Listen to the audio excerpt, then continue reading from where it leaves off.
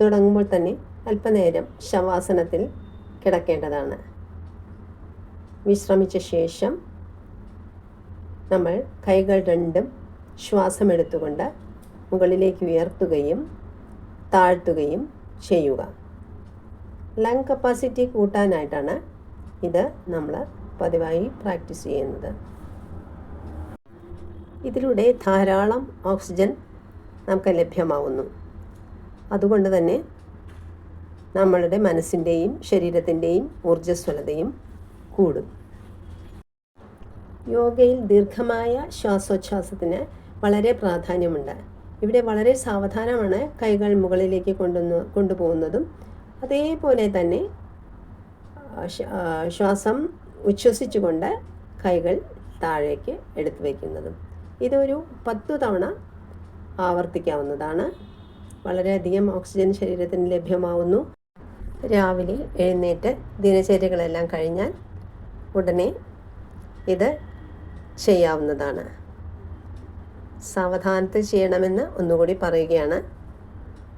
വളരെ സാവധാനം, വളരെ ദീർഘമായിട്ടുള്ള ശ്വാസം എടുക്കുകയും കൈകൾ താഴോട്ട് വരുമ്പോൾ അതനുസരിച്ച് തന്നെ ദീർഘമായി ശ്വാസം വിടുകയും വേണം. കുടലിൻ്റെ പ്രവർത്തനശേഷി വർദ്ധിപ്പിക്കുന്നതിനുള്ള ഒരു യോഗാസനമാണിത്. കൈകാലുകൾ ചേർത്ത് വെച്ച് തല ഉയർത്തിപ്പിടിച്ച് ഒരു ശ്വാസം എടുത്തുകൊണ്ട് താഴോട്ട് കുനിഞ്ഞു നിൽക്കുക. പടത്തിൽ കാണുന്ന പോലെ കൈ അരയിൽ വെച്ച് കുനിഞ്ഞു നിൽക്കുകയും ശ്വാസം പിടിച്ചുകൊണ്ട് വയറ് മൂവ് ചെയ്യിക്കുകയും ചെയ്യുക. വീണ്ടും ശ്വാസം എടുത്തുകൊണ്ട് നിവരുക. ഇത് 2-3 തവണ ആവർത്തിക്കാവുന്നതാണ്.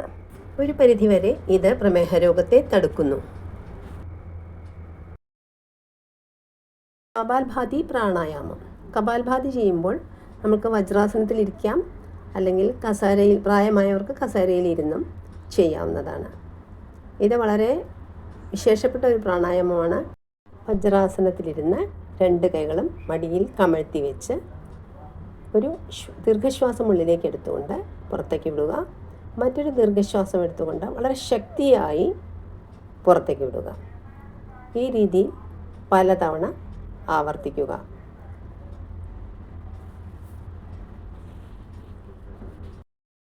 വയറിനും ശ്വാസകോശങ്ങൾക്കും ഏറെ ഫലപ്രദമായ ഒരു പ്രാണായാമമാണ് കപാൽഭാതി പ്രാണായാമം. ഇത് 5-6 തവണ ആവർത്തിച്ച ശേഷം നമ്മൾ സുഖാസനത്തിലിരുന്നുകൊണ്ട് കൈമടിയിൽ മലർത്തി വെച്ച് വിശ്രമിക്കാവുന്നതാണ്. പല വ്യായാമ മുറകളും നമുക്ക് വജ്രാസനത്തിലിരുന്ന് ചെയ്യാം.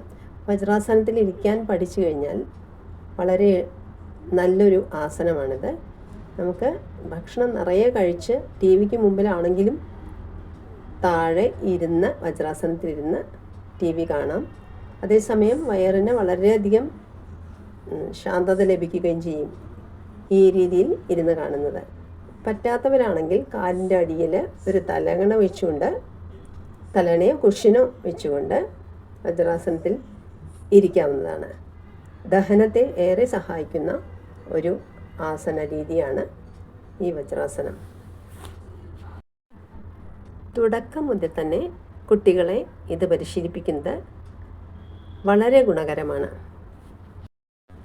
ഇത്തരം പ്രാണായാമങ്ങൾ ചെയ്യുമ്പോൾ കണ്ണടച്ചുകൊണ്ട് ചെയ്യുന്നതാണ് ഏറ്റവും ഉത്തമം. കപാൽഭാതി പ്രാണായാമം കഴിഞ്ഞാൽ അല്പനേരം വിശ്രമിക്കാനായി ശവാസനത്തിൽ കിടക്കാവുന്നതാണ്. കൈ രണ്ടും അകത്തിവെച്ച് കാൽ രണ്ടും അകത്തിവെച്ച് നീണ്ടു നിവർന്ന് പരിപൂർണ വിശ്രമം ആയിക്കൊണ്ട് കിടക്കുക. നമ്മുടെ ശരീര രക്തചംക്രമണം സാധാരണ നിലയിലാകാൻ സഹായിക്കുന്ന ഒന്നാണിത്. അടുത്തതായി മെഡിറ്റേഷൻ അഥവാ ധ്യാനം. കൈ ചിന്മുദ്രയിൽ കാണിക്കുന്നതാണ് ഈ കുട്ടി പടത്തിൽ കാണിച്ചിരിക്കുന്നത്. ചിന്മുദ്രയിൽ വേണം വയ്ക്കാനായിട്ട്. നടുനിവർന്നിരിക്കാം. പ്രായമായവർക്ക് കസേരയിലിരിക്കാം. വളരെ റിലാക്സ്ഡ് ആയിട്ടിരിക്കാം. നടുനിവർന്നുകൊണ്ട് വളരെ സന്തോഷത്തോടു കൂടി വേണം മെഡിറ്റേഷൻ ചെയ്യാനായിട്ട്. കണ്ണുകളടയ്ക്കാം. കണ്ണുകളടച്ച് മടിയിൽ ചിന്മുദ്രയിൽ കൈകൾ വെച്ച് നമ്മൾ സാവധാനം ശ്വാസത്തിലേക്ക് ശ്രദ്ധിക്കാം. പരിപൂർണ ശ്വാസം എടുത്തുകൊണ്ട് അത് ഉച്ഛ്വസിച്ചുകൊണ്ട് നമുക്ക് ശ്വാസത്തിൽ തന്നെ ശ്രദ്ധ കേന്ദ്രീകരിച്ചുകൊണ്ടാണ് ധ്യാനം പരിശീലിക്കേണ്ടത്. അല്പനേരം അതേ രീതി തുടരുക. ഏകദേശം ഒരു 5 മിനിറ്റോളം നമ്മൾ ധ്യാനം പരിശീലിക്കേണ്ടതാണ്. പതിവായി ഇത് പരിശീലിക്കുമ്പോൾ നമുക്ക് ഉണ്ടാവുന്ന ഗുണം അനുഭവിച്ചു തന്നെ അറിയേണ്ടതാണ്. മനസ്സ് വളരെയധികം ശാന്തമാകും. എല്ലാറ്റിനെയും സ്നേഹിക്കാനും സമഷ്ടി സ്നേഹത്തിനും നമുക്ക് ഇതൊരു കാരണമാകുന്നു.